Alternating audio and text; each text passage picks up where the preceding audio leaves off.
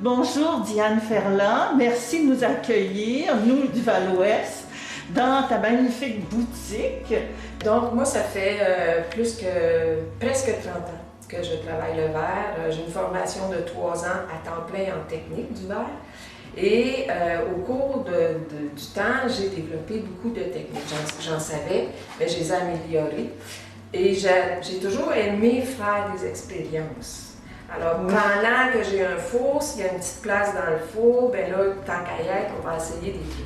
Ce qui a fait que j'ai développé beaucoup de techniques différentes. Ma technique différente, c'est le verre coulé dans des moules de sable. Tu vas aller voir sur mon site, j'ai une petite vidéo qui montre comment c'est fait. Oui. Ça, c'est ma technique principale où est-ce que j'ai fait de la pièce de production pour essayer de rentabiliser l'entreprise. Ce sont des pièces qui ont été vendues un peu partout au Canada, aux États-Unis, que je continue un peu, malgré que le commerce avec les États-Unis, présentement, tout est dur partout de toute façon. Ouais. Mais ce que j'adore faire, c'est de m'amuser à faire plus des pièces d'expression de la pièce unique. Donc, mes pièces uniques, c'est de la pâte de verre à la cire perdue, qui est une technique. C'est de la popote, c'est très complexe. Je commence par faire une cire que je vais mouler dans un plâtre qui est réfractaire, qui va être spécial pour le verre. Et avec de la vapeur, je vais faire fondre la cire. Mais ça, est-ce que ce sont des procédés anciens ou tu les as inventés? J'ai très inventé. Oui. Il y a des petits détails que j'ai ajoutés, disons, mais je n'ai rien inventé. La technique de la cire perdue vient du bronze. Les gens qui font du bijou vont beaucoup utiliser ça. Même le verre coulé dans des moules de sable, on peut penser que ça existait avant le verre soufflé. Parce qu'on moulait le bronze. Quand on a su faire du verre, on a sûrement pensé à mouler des petites pièces en verre. Et comme on moulait dans le sable bronze, on a essayé, mais ça s'est perdu à travers le temps, ou ça s'est pas développé. Le verre soufflé est devenu plus populaire, donc ça a été ça. Mais donc la pâte de verre à la cire perdue, ça va me donner, une fois que j'ai fait enlever la cire, ça me donne un moule que je vais mettre dans un four à céramique et je vais mettre un réservoir, un contenant je prends un pot à fleurs en terre cuite que je mets des morceaux de verre froid dedans et la cuisson dure une semaine à peu près, dépendant de la grosseur de la pièce, parce qu'il faut que je commence par sécher le moule comme il faut. Après ça, je vais monter à haute température, le verre qui est dans mon réservoir va fondre. Puis un pot à fleurs, ça a un petit trou dans le fond, ça va passer par le trou, ça va remplir mon moule. Et ce que souvent les gens ne savent pas, c'est que le verre, il faut le refroidir très lentement, sinon il casse.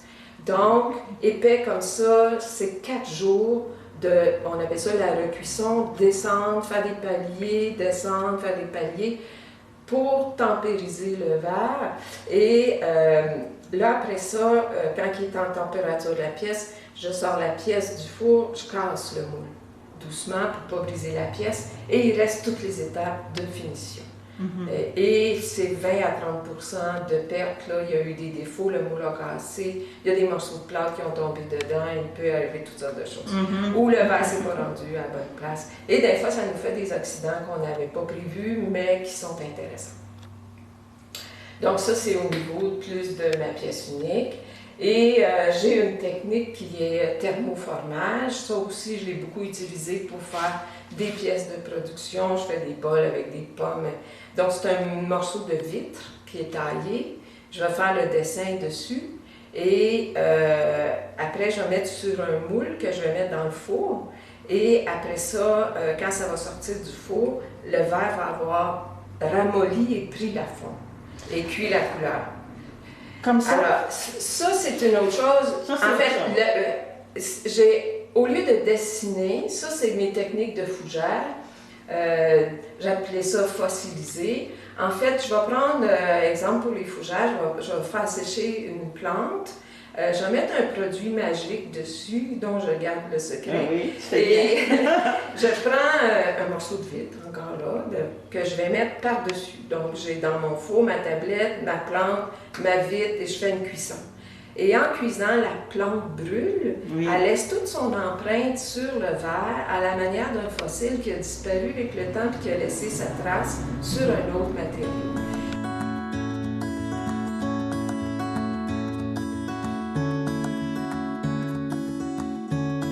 Et pour ça, j'ai appelé la technique fossilisation. Celle-là, disons, je l'ai trouvée par accident. Et j'ai développé le fougère. Je suis passée à plume d'oiseau, à dentelle qui avait été crochetée par ma mère. Puis il me reste à essayer plein d'autres affaires.